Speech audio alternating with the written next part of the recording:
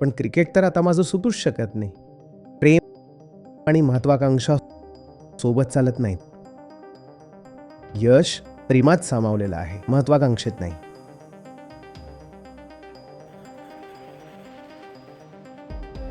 आचार्यजी कोलकाता येथील 21 वर्षीय युवा क्रिकेट खेळाडू आहे.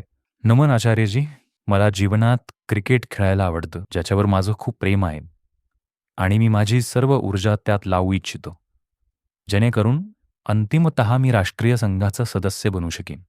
परंतु या प्रक्रियेत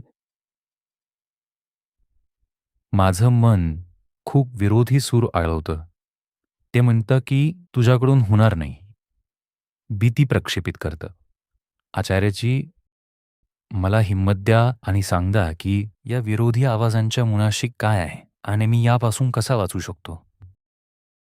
बेटा, खूप दूरचा विचार करूच नकोस. जर खेळत असशील तर खेळ. हे बघून घे की खेळण्यासाठी तुझ्या किमान भौतिक गरजा किती आहेत. त्या पूर्ण करत चल. सध्या तर तू फक्त हे बघ की खेळण्यासाठी तू टिकून राहावास.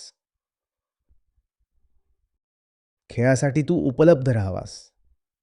त्यासाठी तुला किमान काय हवं आहे आणि तुला जे हवं आहे तेवढ्या गोष्टींची व्यवस्था, तेवढा जुगाड करत चल.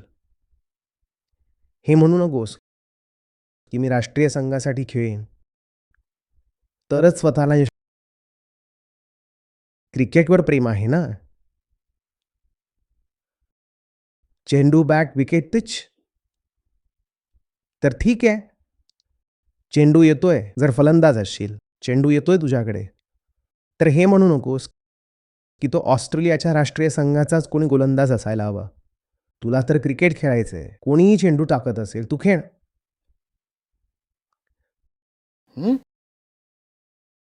प्रेम आणि महत्वाकांक्षा सोबत चालत नाहीत. यश प्रेमात सामावलेलं आहे, महत्वाकांक्षेत नाही.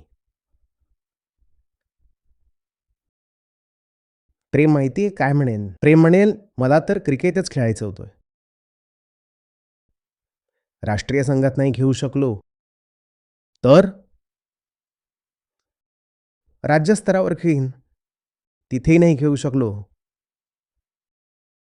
तर जिल्ह्याच्या संघासाठी खेळीन. तिथेही नाही खेळू शकलो तर आपल्याच शहराच्या एखाद्या क्लबसाठी खेळीन. मला तर खेळायचंय भाऊ, क्रिकेट खेळायचंय. दुसरीकडे जर तू म्हणशील, नाही माझा इरादा तर खरं तर हा होता की क्रिकेटच्या माध्यमातून लाखो रुपये कमवायचे आहेत. तर जेव्हा तू पाहशील की क्रिकेटमधून लाखो रुपये मिळत नाहीये, तेव्हा तू ते लाखो कमवण्यासाठी दुसरं काहीतरी करू लागशील. क्रिकेट चुकून गेलं. जर तुला क्रिकेटच्या माध्यमातून दुसरं काहीतरी मिळवायचं असेल, तर तुझं क्रिकेट खूप लांबपर्यंत चालणार नाही. कारण वास्तव हे आहे की तुला क्रिकेटबद्दल कधी ओढच नव्हती. तुला क्रिकेटद्वारे दुसरं काहीतरी कमवायचं होतं. क्रिकेटबद्दल तुझी निष्ठाच नव्हती आणि जेव्हा तुला आढळलं की क्रिकेटद्वारे ती मिळतच नाहीये जे तुला हवंय,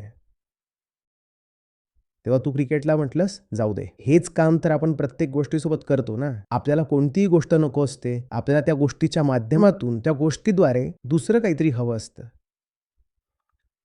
नात्यांमध्येही तर आपण हेच करतो. भाऊ असो, वडील असो, आई असो, पती असो वा पत्नी, त्यांच्या माध्यमातून काहीतरी हवं असतं आणि त्यांच्या माध्यमातून जे हवंय ते जेव्हा मिळत नाही, तेव्हा आपण त्या माणसांनाच वेगळं करून टाकतो. कोणत्याही गोष्टीला माध्यम बनवू नका. प्रेमाचा अर्थ आहे कोणीही माध्यम नाही. कोणाला माध्यम बनवून घेणं हा त्याचा अपमान आहे.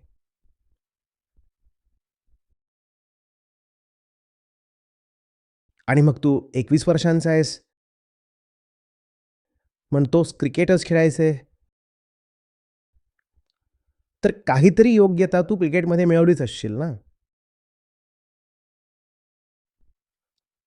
एकदम उच्च स्तरावर तू नाही जरी पोहोचू शकलास, तरी कोणत्या ना कोणत्या स्तरावर तर तू खेळू शकशीलच ना. तू तुझ्या आयुष्याची व्यवस्था अशी कर की तुला खेळण्यासाठी वेळ मिळत राहील. खेळापासूनच काही उत्पन्न मिळालं तर उत्तमच. त्यापेक्षा चांगलं तरी काही असूच शकत नाही, की खेळापासूनच एक किमान उत्पन्न मिळत राहिलं, ज्याने जीवनाचा खर्चही चालत राहिला. ते झालं तर मग उत्तमच आहे. ते होत नसेल तरीही काही हरकत नाही. मग अशी व्यवस्था कर की तुझा खर्चही चालावा, जिथून चालत असेल, आणि सोबतच तुला खेळण्यासाठी वेळही मिळत राहावा. परदेशात असंच होतं. तिथे असं नसतं की तुम्ही खेळत आहात तर फक्त खेळतच आहात. सॉकरमध्ये, क्रिकेटमध्येही असे अनेक खेळाडू असतात, जे त्यांच्या नोकऱ्या करत असतात आणि सोबत क्रिकेट खेळत असतात. तर जेव्हा ते दौऱ्यावर जातात, टुर्नामेंट्सला जातात, तेव्हा ते आपल्या नोकरी वगैरेतून सुट्टी घेऊन जातात. असं नाही की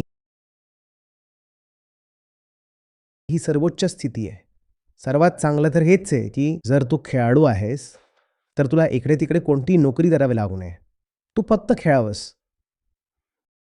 पण जर ते शक्य होत नसेल, तर तू दुसरी नोकरी, कामधंदा, व्यवसाय, दुकान जे काही आहे, त्यासोबत खेळ ना. प्रेमाचा अर्थच हा असतो, की जसं जमेन तसा मार्ग काढू. पण सोडून थोडीच देऊ आपण. हं? आता भीती वाटणार नाही. आता दडपण जाणवणार नाही. जेव्हा म्हणशील, की क्रिकेट थोडी सुटतंय. जास्तीत जास्त हे होऊ शकतं, की एखाद्या स्तरावर नाही पोहोचू शकलो. पण क्रिकेट तर आता माझं सुटूच शकत नाही. मग भीती नाही वाटणार. आत्ता तुला भीती यासाठी वाटते, कारण तुझा हिट किंवा मिस असा हिशोब आहे, की एकतर निवड होईल किंवा नाही होणार. 0 किंवा 1 अशी स्थिती आहे. जर निवड झाली, तर सगळं काही चांगलं, आणि जर निवड नाही झाली, तर पूर्णपणे उद्ध्वस्त. जेव्हा तू स्वतःला अशा स्थितीत आणून ठेवतोस, तेव्हा तू घाबरतोस, आणि हे मी सर्वांना सांगतोय. स्वतःला अशा स्थितीत कधीही येऊ देऊ नका. अशी स्थिती सहसा महत्त्वाकांक्षेतच येते. तुम्ही म्हणा, की जर 1 नाही मिळाला, तर 0.9 ठीक. हं? आम्हाला तर खेळायचंय. तेही नाही मिळालं, तर 0.7 ठीक. तेही नाही मिळालं, तर 0.3 ठीक. आम्हाला तर खेळायचंय. आपण हे म्हणणार नाही, की जर 1 नाही मिळाला तर काहीच नाही. आम्हाला तर खेळायचं आहे.